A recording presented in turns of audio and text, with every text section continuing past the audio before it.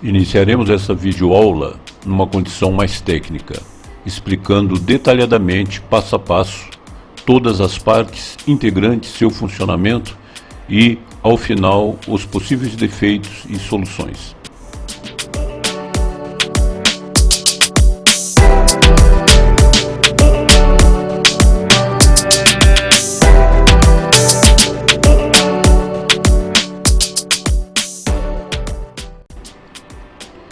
Iniciaremos com algumas explicações, portanto, com relação às expressões condicionadas e as quais são satisfeitas. Estas expressões, elas são pertinentes à condição do grupo de lentes, a movimentação desse grupo de lentes, com uma alteração na distância do objeto, como que se executa esse foco. Então, são as seguintes expressões condicionadas, e estas para a condição do foco nítido, o mais nítido e mais real possível. Conforme a fórmula acima, menos 19 menor F2 dividido por F1 menor que menos 3,5, ou seja, 3,5 negativo. 0,5 menor do que V, barra ou divisão, bem menor que 1,1. Então, explicando esta fórmula. F2 é a distância focal da segunda lente, conforme é demonstrado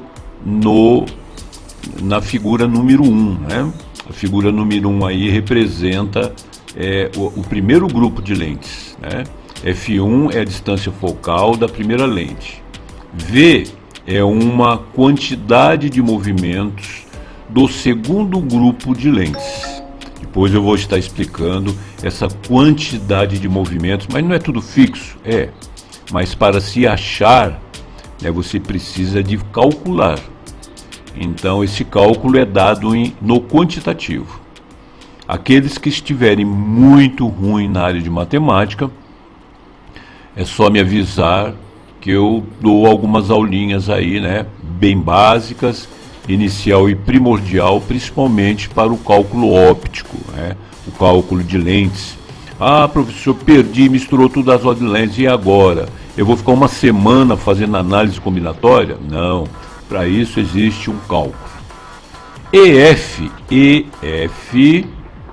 é uma distância focal de um sistema inteiro durante a observação da vista mais distante. Então, esta é a tradução, entre aspas, da nomenclatura dessa fórmula. Ah, professor, não entendi nada. Ainda bem, Porque se você falasse que tinha entendido, aí eu ia ficar com dúvidas, ok? Isto é apenas uma demonstração da nomenclatura da fórmula. Nós vamos trabalhar e dar exemplos práticos, ok? Vou fazer vídeos, aliás, já tenho vídeos prontos, dando esta condição de inserção da fórmula, desse cálculo, dessa expressão matemática, para se achar a condição focal perfeita. Então, esta é a primeira explicação pertinente, ou a primeira apresentação pertinente a esta expressão matemática condicionada.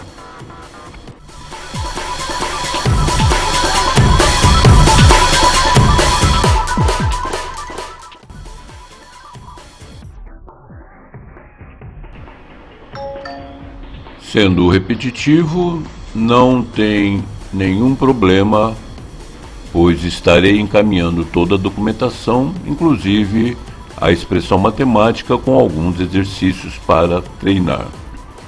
E depois transcrevê-los na prática, ok? Então aqui eu estou apresentando por escrito a nomenclatura de cada ou de todos os significados da expressão matemática em si.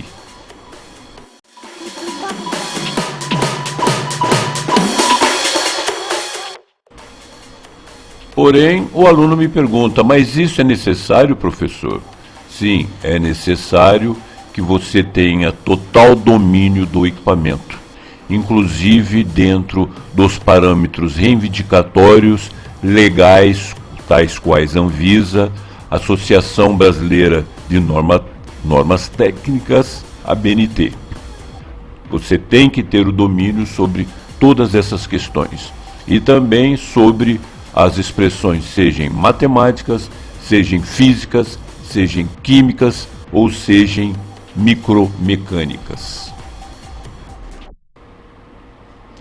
Todo técnico tem que ter ciência de que todo equipamento que está em seu poder, ou para manutenção, ou para a venda, ou para algum outro tipo de serviço, foi inventado por alguém, ok? E esse alguém tem sob o teu poder a patente, ao qual é reivindicada. E toda reivindicação, toda patente, ela é demonstrada na íntegra, principalmente os equipamentos norte-americanos, a qual a lei é muito bem mais rígida do que a nossa. Vou mostrar para os senhores a reivindicação, o porquê desta reivindicação, as expressões do primeiro grupo de lente, do segundo grupo de lente e do terceiro grupo de lente.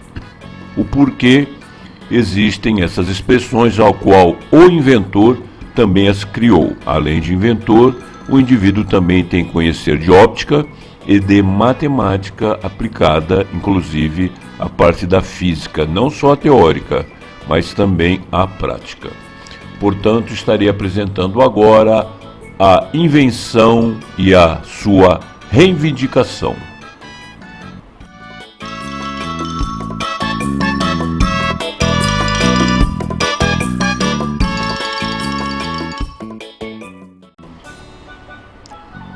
Um sistema óptico objetivo consiste em ordem, do lado do objeto ao lado da imagem, um primeiro grupo de lentes com potência óptica positiva e um segundo grupo de lentes com potência óptica negativa, e também um terceiro grupo de lentes com potência óptica igualmente positiva.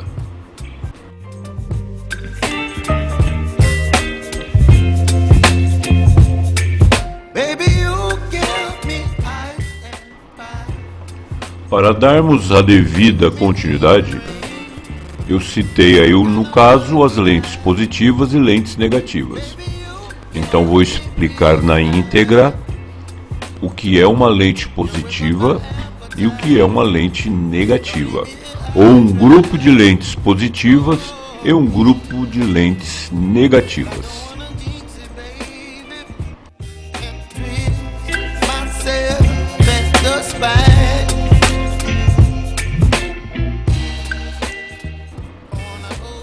Lentes positivas, ou no nosso caso, um grupo de lentes positivas, são as convergentes, ou aquelas que convergem. Lembra das aulas de físicas na escola? Isso significa que, quando a luz passa por elas, ela converge para um único ponto, ou elas convergem para um único ponto, concentrando naquele ponto toda a imagem ou todo o foco de luz. As características de uma lente positiva são: estrutura mais espessa no centro do que nas bordas, ou seja, no centro ela é mais grossa, mais espessa. Sua curvatura da base externa é maior do que a curvatura da base interna. A própria fase já é autoexplicativa. Forma imagens maiores do que o objeto real.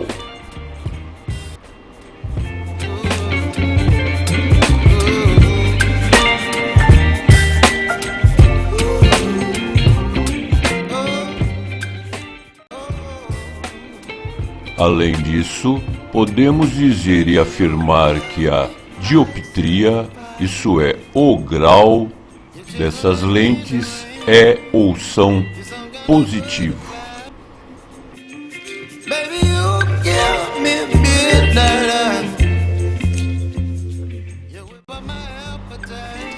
O que são lentes negativas?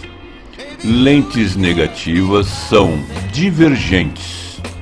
Em outras palavras, quando a luz passa por esse tipo de lente, os raios divergem, vão para diferentes direções. As características de uma lente negativa são: estrutura mais espessa nas bordas do que no centro, curvatura da base interna maior que a curvatura da base externa, e a forma de imagens são menores do que o objeto real.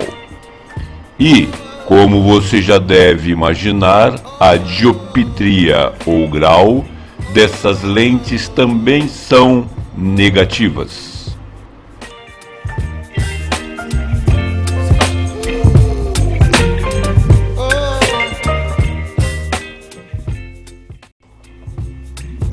Exemplos: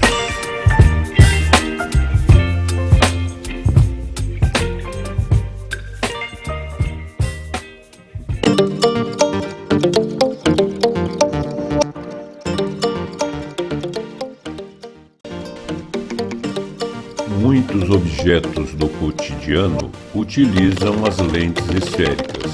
Vou dar alguns exemplos: óculos, as lupas, os microscópios, os telescópios, as câmeras fotográficas, as filmadoras, os projetores e, no nosso caso em particular, as óticas rígidas cirúrgicas.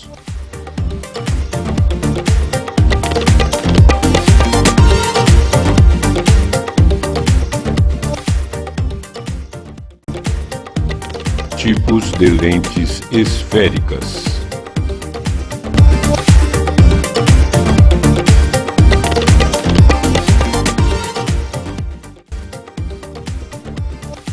De acordo com a curvatura que apresentam, as lentes esféricas são classificadas em dois tipos: as lentes convergentes,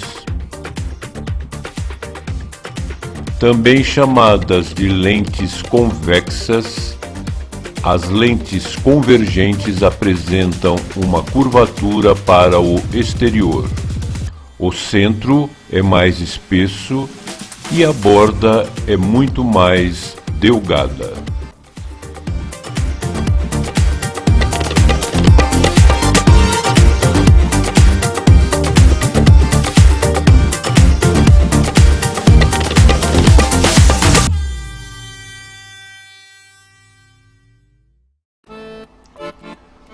Observe o gráfico ou a figura acima.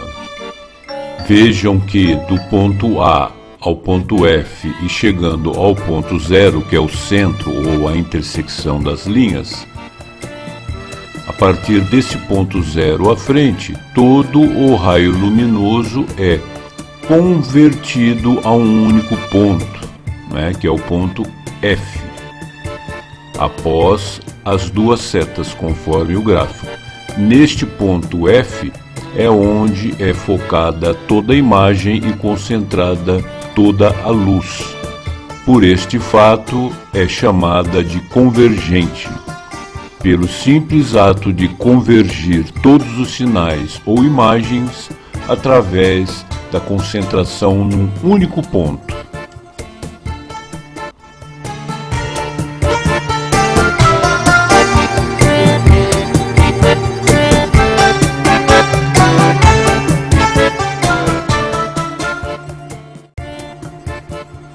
O principal objetivo desse tipo de lente esférica é aumentar os objetos. Recebem esse nome pois os raios de luz convergem, ou seja, se aproximam ou concentram-se.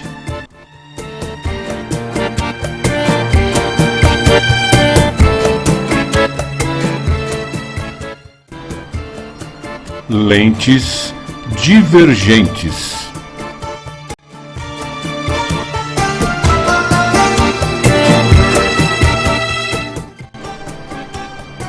Também chamadas de lentes côncavas.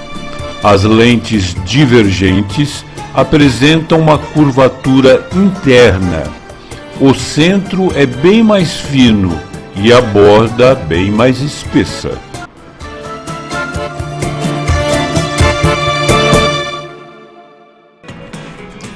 Notem que, conforme o gráfico, pontos iniciais A, chegando no ponto F, que é o ponto interno, os raios são jogados de certa forma para fora, ou seja, entre eles são espaçados, são distanciados. Desta forma, a lente merece o nome que tem. Ao invés dela convergir, ao invés dela concentrar, ela dispersa os raios, ela distancia os mesmos.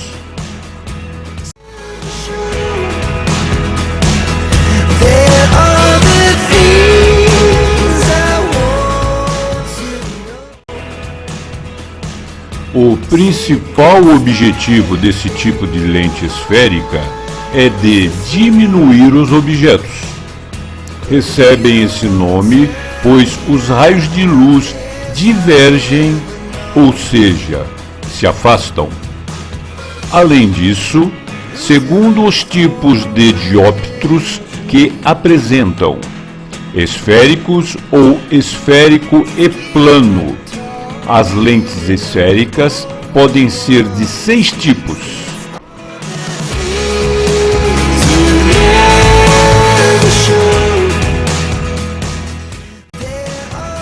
Vamos aqui classificar as lentes com uma nomenclatura própria. Isso não está em nenhuma tabela e não é regra. Apenas para exemplificar as explicações. Primeira lente A, em seguida B, C, D, E e F. A seguir, as explicações pertinentes a cada geometria das lentes.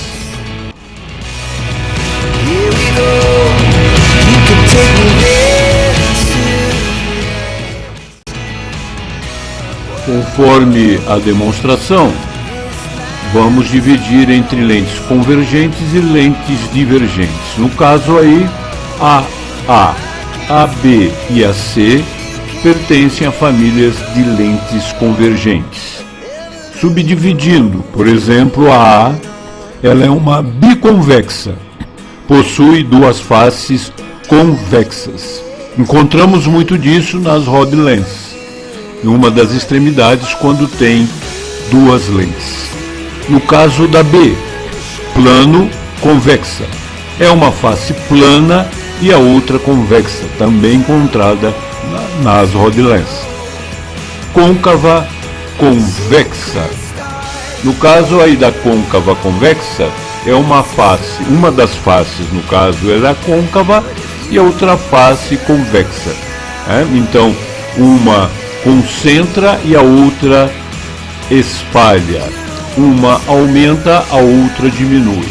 Por esse fato, muitas vezes o professor fala que ao retirar a rod lens, você tem que tomar um cuidado para não invertê-la, porque você pode muito bem estar com uma lente do tipo C, inverteu, dá um defeito monstruoso, ao qual no momento da montagem, se eu tiver todas as lentes das rod lens, no caso da condição C, você jamais vai encontrar o foco correto para esta ótica. Aí fica semanas e meses e às vezes dita ao proprietário da ótica que a mesma não tem conserto. Não é que não tem conserto, é que você não conhece a teoria das lentes.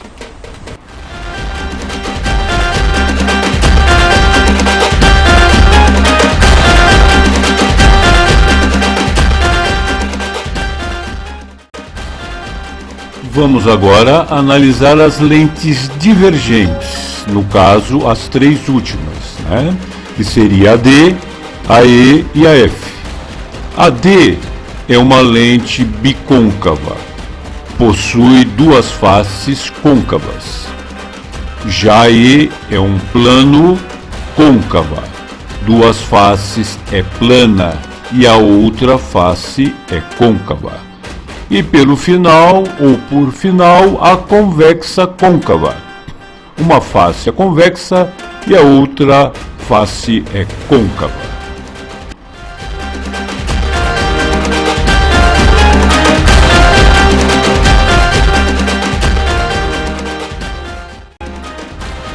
Repetindo aí, as 6 lentes, a imagem das 6 lentes após toda essa explicação.